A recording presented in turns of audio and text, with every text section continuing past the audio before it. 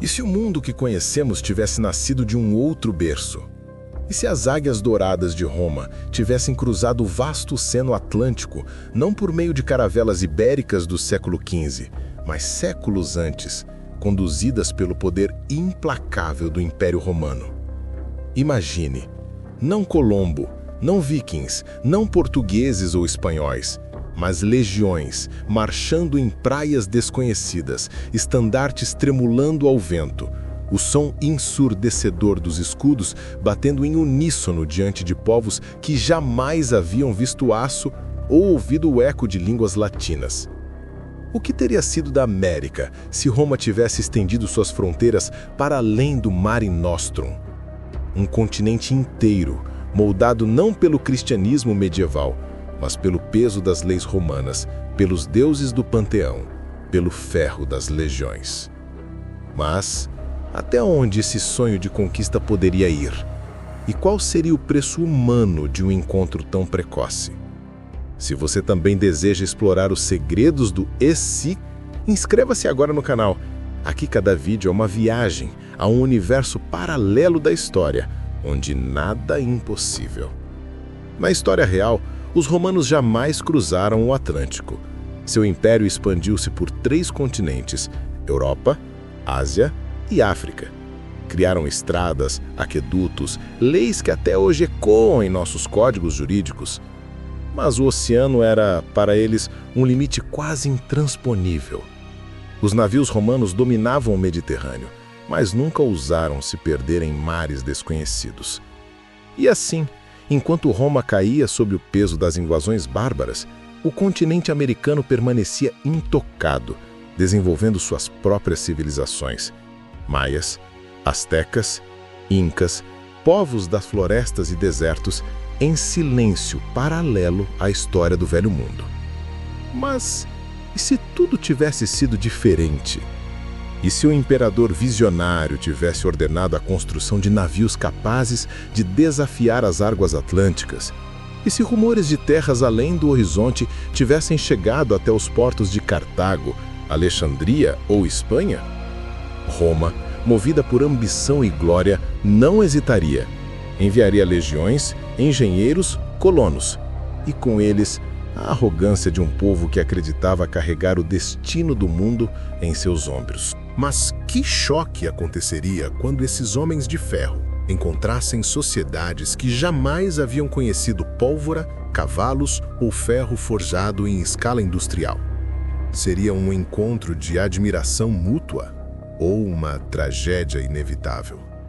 Pense, os astecas vendo pela primeira vez as águias douradas romanas erguendo-se contra o sol. Os incas, acostumados às estradas nos Andes, encontrando engenheiros que haviam dominado aquedutos e pontes colossais. O que surgiria? Uma fusão de culturas ou a destruição total de uma delas? Se os romanos tivessem chegado à América, a história não seria a mesma. Os deuses locais teriam sido esmagados pelos altares de Júpiter e Marte. Ou talvez, quem sabe, absorvidos em um sincretismo único. As cidades maias poderiam ter se tornado províncias romanas, e o coração do império poderia ter migrado para além do Atlântico. Mas um império tão grande não se ergue sem sangue. E onde há ambição, há sempre traição, resistência e caos. Porque a verdadeira pergunta não é apenas como Roma teria chegado à América. A questão é, o que Roma faria depois de pisar nesse novo mundo? E a resposta pode ser mais sombria do que imaginamos. Imagine a cena. As praias do Caribe, normalmente banhadas apenas pelo ritmo das ondas e pelo canto das aves tropicais, são subitamente invadidas pelo eco metálico de passos ritmados. São legiões romanas. Homens de couraça, lanças erguidas, escudos brilhando sob o sol escaldante. Os povos locais, acostumados a rituais, danças e símbolos sagrados, observam atônicos aquelas figuras de ferro que pareciam deuses ou monstros. O que você faria se visse diante de si um exército que marchava como uma única criatura? Um povo inteiro preparado para transformar a terra em província e a vida em submissão? Na vida real, o primeiro contato entre europeus e nativos da América aconteceu com Colombo em 1492. As armas de fogo, os cavalos e as doenças devastaram populações inteiras. Mas os romanos não tinham pólvora, não tinham caravelas, não tinham bússolas.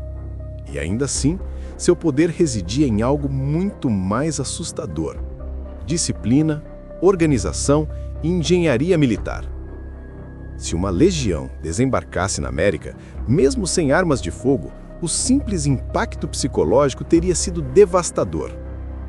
O grito coletivo, o som dos escudos batendo, a muralha viva formada por homens em perfeita sincronia, seria o suficiente para paralisar qualquer inimigo antes mesmo da primeira flecha ser lançada. Mas como reagiriam os povos da América? Aceitariam aqueles recém-chegados como deuses ou resistiriam até o último sopro de vida?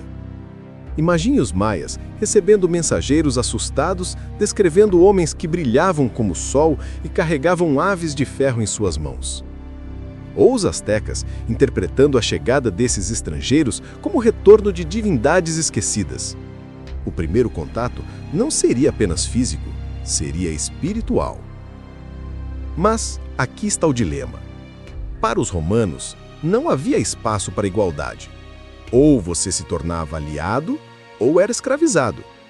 E em cada passo dado em direção ao interior do continente, a tensão aumentaria. Os templos sagrados seriam vistos como centros de idolatria pagã. As ofertas de ouro e jade seriam interpretadas não como dádivas, mas como tributos de submissão. E a cada gesto de hospitalidade, Roma veria apenas uma oportunidade de controle. E então, a primeira faísca acende. Um pequeno conflito. Talvez uma lança lançada contra um soldado romano. Talvez uma tentativa de capturar um nativo como escravo. O resultado? Um massacre. Roma nunca perdoava afrontas. E um banho de sangue inicial marcaria para sempre o tom da relação. Medo, obediência, desespero. Mas, ao mesmo tempo, a admiração surgiria. Os romanos veriam pirâmides imensas erguidas sem ferro, cidades planejadas com precisão, calendários mais complexos do que qualquer coisa em seus próprios arquivos. E então, a ambição deixaria de ser apenas conquista. Seria apropriação. Roma não apenas destruiria, ela absorveria. E os povos americanos, ainda chocados com o poder estrangeiro, perceberiam tarde demais que estavam diante de uma força que não se contentava em roubar tesouros, mas em remodelar completamente suas vidas. O choque dos mundos não terminaria no primeiro encontro. Ele apenas começava. Porque o que Roma encontraria nas selvas e nos planaltos da América não era apenas resistência. Era também civilização, poder, sabedoria e riqueza. E isso mudaria tudo. O que acontece quando um império que acreditava ser eterno encontra terras que pareciam infinitas? Roma não desembarcaria na América para apenas explorar. Não, ela viria para fazer aquilo que sempre fez: transformar. Transformar territórios em províncias, povos em súditos, cidades em reflexos de Roma. Mas até onde iria essa ambição? E o que aconteceria com aqueles que ousassem resistir? Na história real, o poder de Roma se ergueu sobre a ideia de romanização.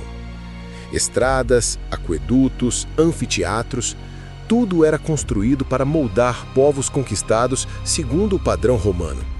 Celtas, gauleses, egípcios, sírios, todos foram absorvidos sob o mesmo manto, o da lei e da língua latina. Agora, imagine esse mesmo processo atravessando o Atlântico. As cidades maias, com suas praças e templos remodeladas para abrigar fóruns romanos. Os mercados astecas sendo reorganizados sob rígidas taxas imperiais. E os incas, mestres das estradas andinas, recebendo a ordem de conectar seus caminhos às vias militares de Roma. Mas a questão permanece: até onde essa integração seria possível e até onde seria imposta pelo ferro e pelo sangue?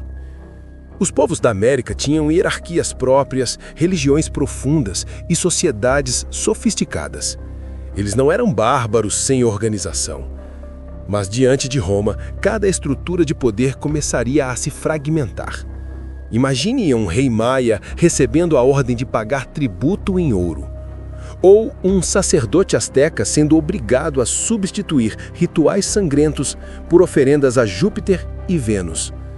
As elites nativas, pressionadas entre resistir ou colaborar, viveriam o dilema mais cruel: defender suas tradições ou salvar seu povo do extermínio. E Roma, como sempre, sabia usar esse dilema a seu favor. Prometia privilégios para aliados, títulos, riquezas, cargos administrativos. E para os que resistissem, escravidão, tortura, aniquilação. Logo, fortalezas romanas surgiriam nas margens do México, na selva guatemalteca, nos Andes peruanos. Cada pedra carregada por mãos nativas. Cada estrada construída com suor americano, mas desenhada pelo engenho romano. Roma não apenas conquistaria, ela deixaria marcas eternas. E em pouco tempo, as primeiras crianças mestiças nasceriam. Filhos de legionários e mulheres locais. Símbolos de uma fusão inevitável, mas também da perda de identidades que, até então, pareciam invioláveis. Assim, a América começaria a se transformar. O som dos tambores cerimoniais misturar-se-ia ao eco do latim. Os templos sagrados seriam cobertos por estátuas de mármore. E as praças americanas, uma vez dedicadas a deuses locais, se tornariam locais de juramento à Águia de Roma. Mas essa integração não traria apenas ordem, ela traria revolta. E as brasas da resistência começariam a arder. Porque se há algo que Roma sempre subestimou, foi a força da fé e da memória dos povos que tentou subjugar. E nas selvas, nas montanhas e nos desertos da América, essa resistência estava apenas começando. Nenhum império se ergue sem inimigos. Nenhum domínio se sustenta sem sangue. E Roma? Roma sabia disso melhor do que qualquer outro. Mas quando suas legiões tentaram impor disciplina sobre as terras americanas, algo começou a arder no coração dos povos nativos. Não era apenas a fúria da guerra, era a chama da sobrevivência. A recusa em deixar que seus deuses, suas tradições e suas memórias fossem apagadas pela sombra da águia imperial. O que aconteceria quando mundos tão diferentes se recusassem a se curvar um ao outro? Na história real, rebeliões contra Roma foram comuns. Judeus, gauleses, bretões, todos em algum momento se ergueram contra o domínio romano. E Roma sempre respondeu da mesma forma, com esmagadora violência. Mas a América não era a Judéia nem a Gália. Aqui, os templos eram montanhas de pedra. Os guerreiros acreditavam lutar em nome de deuses que exigiam sangue, e as selvas ofereciam esconderijos infinitos. A luta não seria simples. Seria longa, brutal e cheia de surpresas. Imagine o cenário. Na calada da noite, guerreiros maias atacam uma guarnição romana, degolando soldados em silêncio, deixando estandartes manchados de sangue como um aviso. No altiplano, líderes incas organizam emboscadas, usando estradas secretas que nem os engenheiros romanos poderiam mapear. E no coração do Vale do México, sacerdotes astecas inflamam multidões, prometendo que os deuses antigos exigem resistência contra os invasores de ferro. Roma responde com aquilo que sabe fazer melhor: terror calculado. Vilas inteiras são incendiadas. Centenas de prisioneiros crucificados ao longo de estradas recém-construídas como aviso para qualquer um que ouse desafiar a ordem. Mas, até mesmo o mais poderoso império descobre que a resistência não pode ser extinta tão facilmente. A cada derrota, mais ódio nasce. E quanto mais sangue Roma derrama, mais unidos os povos americanos se tornam. E então, algo inesperado acontece. Líderes de diferentes civilizações que antes guerreavam entre si começam a enxergar no inimigo comum uma razão para se unirem. Astecas e maias, incas e tribos menores. Povos que jamais teriam se aliado, agora se aproximam não por amizade, mas por sobrevivência. Roma, acostumada a dividir para conquistar, se vê diante de uma coalizão que não imaginava possível. E, de repente, a América deixa de ser apenas um território a ser romanizado. Ela se torna um campo de batalha, onde até mesmo a águia imperial pode sangrar. Uma grande revolta explode. Cidades recém-romanas são incendiadas. Legionários são caçados como presas nas selvas. E rumores chegam até Roma. As terras do outro lado do oceano não estão submissas. Elas estão em guerra. O Senado, perplexo, começa a questionar. Vale a pena manter esse novo mundo? Ou o preço será alto demais até para Roma? Mas a verdade é que Roma jamais desistiu de um território sem lutar até o último homem. E se a América queimava em resistência, Roma estava disposta a mergulhá-la em fogo ainda mais profundo. Roma nunca foi apenas espada. Roma era também astúcia. Quando a força bruta não bastava, surgia o veneno da diplomacia, a sedução da promessa, a manipulação das fraquezas humanas. E se os povos da América acreditavam que poderiam resistir apenas com guerreiros e sangue, logo descobririam que a arma mais letal de Roma não era a lança, mas a mente. Historicamente, Roma dominou povos inteiros não apenas pela guerra, mas pelo pacto. Oferecia cidadania, títulos, proteção e glória àqueles que se submetiam. Dividia inimigos, corrompia líderes, transformava rivais em aliados. A famosa política do divide et impera, dividir para conquistar, não falhava. Agora, imagine essa estratégia aplicada nas terras americanas. Chefes de tribos recebendo presentes, anéis de ouro, tecidos exóticos, cargos honorários no exército imperial. Sacerdotes sendo convidados a entrar em templos romanos, ouvindo promessas de que seus deuses poderiam coexistir com o Júpiter e Marte, desde que aceitassem o domínio do Senado e do imperador.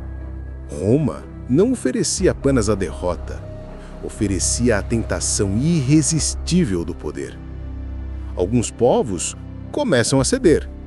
Um cacique aceita o título de governador provincial. Um sacerdote, corrompido, proclama que os deuses antigos ordenaram aliança com os recém-chegados. E lentamente, a união frágil das civilizações americanas começa a rachar. Mas Roma não para aí. Ergue arenas para jogos sangrentos nas cidades capturadas. Organiza espetáculos onde prisioneiros de guerra lutam entre si diante de nativos hipnotizados pela brutalidade. E assim, pouco a pouco, a cultura romana começa a se infiltrar como veneno. O latim começa a substituir as línguas locais. Os filhos dos líderes são levados para serem educados à maneira romana, aprendendo não apenas a obedecer, mas a pensar como romanos. E a cada geração, a América deixa de pertencer aos seus próprios povos, tornando-se cada vez mais uma extensão do império. Mas essa manipulação tem um preço. Enquanto alguns colaboram, outros se sentem traídos. A resistência se torna ainda mais violenta, não apenas contra os romanos, mas contra seus próprios irmãos que se aliaram ao invasor.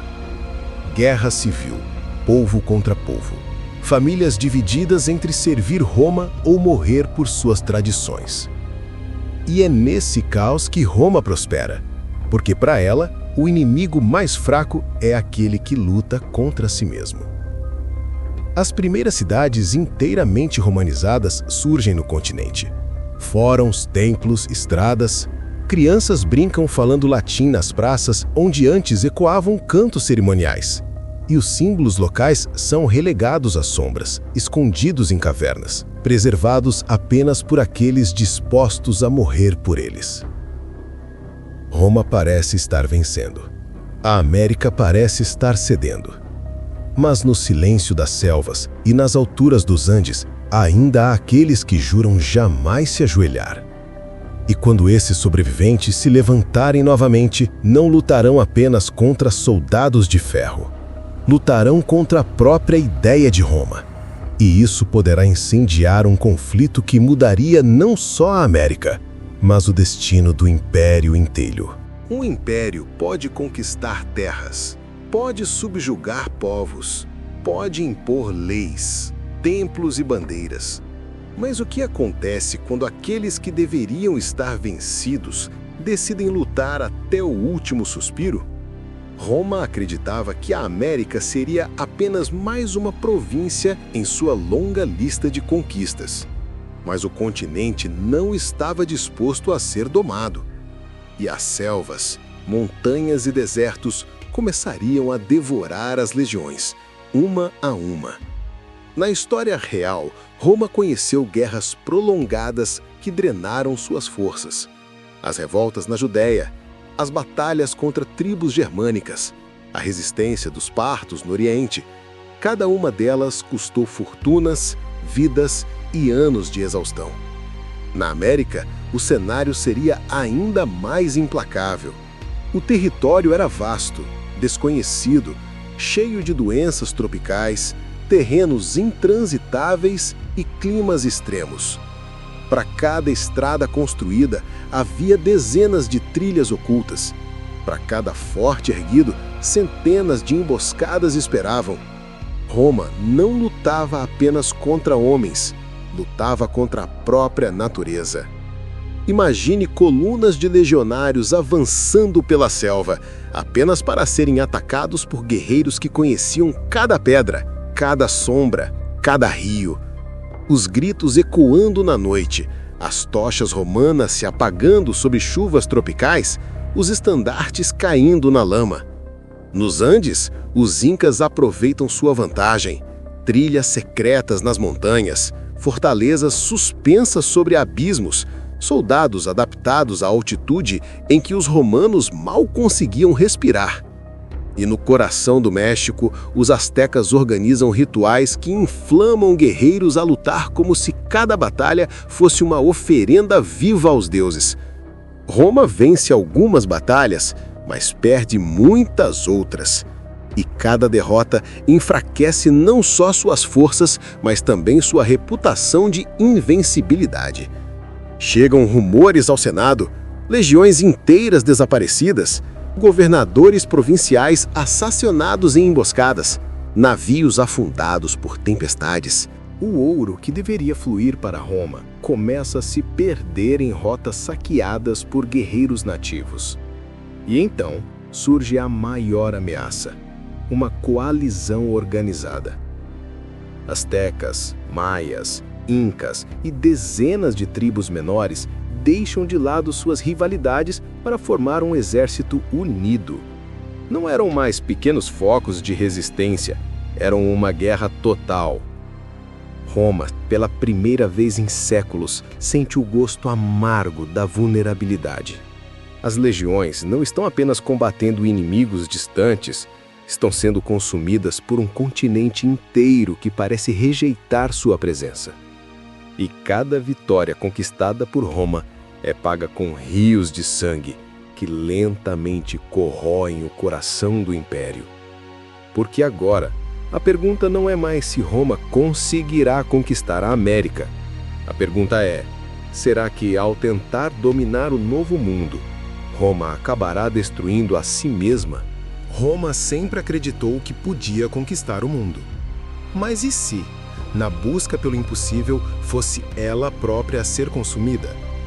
Enquanto as legiões marchavam pelas selvas americanas, enquanto rios de ouro e sangue atravessavam o Atlântico, algo começava a se quebrar no coração do Império. A América não era apenas uma nova fronteira. Era uma ferida aberta, drenando forças que jamais retornariam. Na história real, Roma caiu por múltiplas razões: invasões bárbaras, crise econômica, corrupção interna e um império vasto demais para ser administrado. Agora, imagine acrescentar a isso uma guerra interminável a milhares de quilômetros de distância. Recursos que deveriam sustentar fronteiras na Germânia, na Pártia ou na África eram desviados para manter o sonho americano. Legiões que deveriam proteger o Danúbio ou o Eufrates eram enviadas a atravessar oceanos. E cada navio, cada soldado, cada moeda gasta na América representava uma fragilidade maior na Europa. Enquanto Roma se desgastava no Novo Mundo, o Velho Mundo começava a arder. Bárbaros atravessavam fronteiras enfraquecidas. Governadores corrompidos se rebelavam contra o centro. A economia, drenada por guerras distantes, afundava em inflação e desespero. E o povo romano, antes fascinado pelas riquezas vindas da América, começava a questionar: vale a pena? Quantos filhos ainda morrerão em terras que nem sequer compreendemos? A América, que deveria ser o símbolo da glória eterna, tornava-se o lembrete de uma ferida incurável. E então a tragédia inevitável. Grandes derrotas. Relatos de legiões inteiras massacradas por coalizões nativas. Fortes romanos incendiados nas selvas. Navios carregados de ouro jamais chegando ao Mediterrâneo. O mito da invencibilidade de Roma começava a ruir. E inimigos antes temerosos agora enxergavam a verdade. A águia imperial não era mais imortal. Estava sangrando. Enquanto o império se esticava além de seus limites, sua própria essência começava a desmoronar.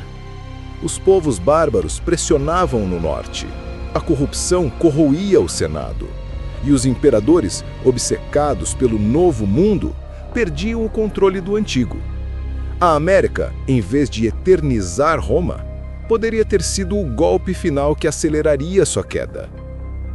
E se a América tivesse sido o túmulo de Roma? E se, ao tentar conquistar outro continente, o maior império da antiguidade tivesse selado seu próprio destino muito antes do ano 476? E se o maior erro de Roma não tivesse sido cair diante dos bárbaros, mas ousar tocar as terras da América? E se, na busca por dominar dois mundos, o império que acreditava ser eterno tivesse apressado a própria ruína? Feche os olhos e imagine um continente moldado não pela cruz de Colombo, mas pelo estandarte da águia romana. Um império que se estendia de Londres até os Andes, de Cartago até as selvas maias. Seria este o ápice da civilização ou o início da escuridão mais profunda? Na história real, Roma jamais chegou à América. Seu colapso veio em 476 d.C., quando o Ocidente caiu diante das invasões bárbaras. E só 1000 anos depois é que as caravelas de Colombo e seus sucessores atravessaram o Atlântico. Mas, neste cenário alternativo, o destino seria outro. A América teria sido conquistada séculos antes. As culturas nativas poderiam ter desaparecido sob o peso da romanização. O cristianismo talvez jamais tivesse florescido como conhecemos. E o mundo moderno, em vez de ser herdeiro da Renascença e da Idade das Navegações, poderia ter sido apenas uma extensão eterna de Roma. Mas será que isso teria sido realmente um triunfo? Ou apenas uma ilusão? Porque para cada cidade construída, milhares teriam sido queimadas. Para cada criança educada em latim, milhares teriam perdido sua língua materna. E para cada estrada aberta, rios inteiros de sangue teriam sido derramados. Roma teria se tornado maior, mas também mais frágil. E talvez, em vez de durar mais, teria desmoronado ainda antes. O maior paradoxo é este. Se Roma tivesse conquistado a América, talvez o mundo jamais tivesse chegado a ser o que conhecemos hoje. Não haveria Estados Unidos, não haveria Brasil, não haveria colônias modernas. A própria ideia de nação, de liberdade, de renascimento cultural, talvez nunca tivesse existido. O triunfo romano poderia ter significado a morte daquilo que hoje chamamos de futuro. E assim, o sonho se revela um pesadelo. Roma, ao tentar se tornar eterna, poderia ter sido consumida pela própria ambição. E nós, descendentes de tantas histórias, talvez nunca tivéssemos existido como somos. O que seria do nosso mundo se a América tivesse sido descoberta pelos romanos? A resposta é simples e assustadora. Não seria o nosso mundo. Seria outro, irreconhecível. E talvez esse seja o maior mistério da história. Cada império que tenta dominar tudo acaba perdendo a si mesmo. Se você ficou até aqui, imagine quantos outros ICs ainda podemos explorar juntos. Inscreva-se no canal, ative o sininho e prepare-se. A cada novo vídeo, viajaremos para universos paralelos onde o impossível se torna realidade. Porque a história nunca termina.